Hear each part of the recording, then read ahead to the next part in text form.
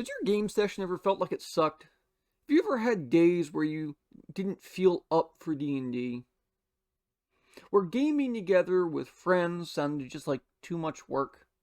Congratulations! You might have clinical depression. But seriously, has this ever happened to you? If so, you are not alone. Greetings all, D&Disability here. If you couldn't tell, we are discussing when to fold, when to give up, throw in the towel, do a bunk, or whatever hackneyed expression you want to use. However, being D&Disability, I don't just want to talk about that. I want to talk about those who might struggle to play TTRPGs as well.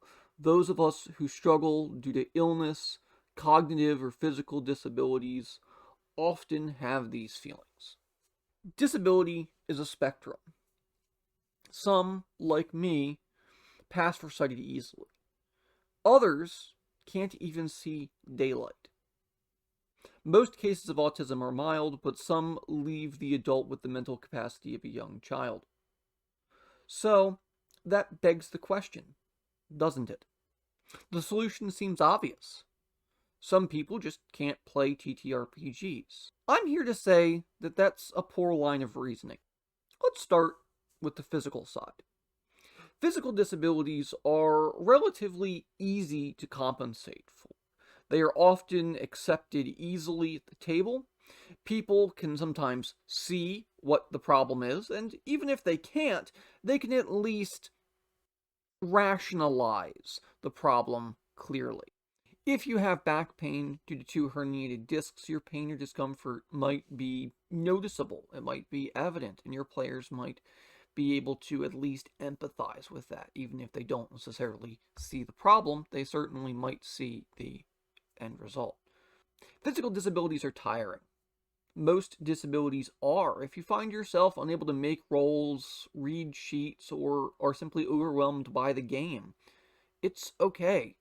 Take a break. Stay away for a few weeks or a month or two. Get the tools you need.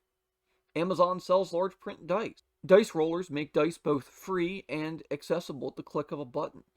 You can find character sheets that automatically update your information. There are solutions to some of the physical problems of the game, to where even if all you can do is move a single finger, if you want to, you could play. But if these solutions sound like too much work, then this hobby might not be for you, and if so, Godspeed. But now, let's talk about the cognitive side, the hard side, the ugly side. Or is it? Intellectual disabilities are difficult to categorize and quantify, and therefore are hard to discuss. Social anxiety, depression, anger, impulse control, or low cognitive function get in the way of enjoying the game. And all you can do is work on getting help. Find coping mechanisms, talk to your group, a psychiatrist, a psychologist. If you work as a team, you are more likely to succeed. However, let's say you can't do that. Say the players at your table don't want to bother, or you aren't up for that extra work. Well, walk away. Find a group that will support you. This whole combat wheelchair thing on the internet made it clear that not everyone is supportive of players with disabilities. It's not like we didn't know that already, right? It's one of the reasons why this channel exists. If you can, though, find a group of other sympathetic or similarly disabled players. Or find a therapy group that uses D&D as a tool to help its members. You don't have to give up.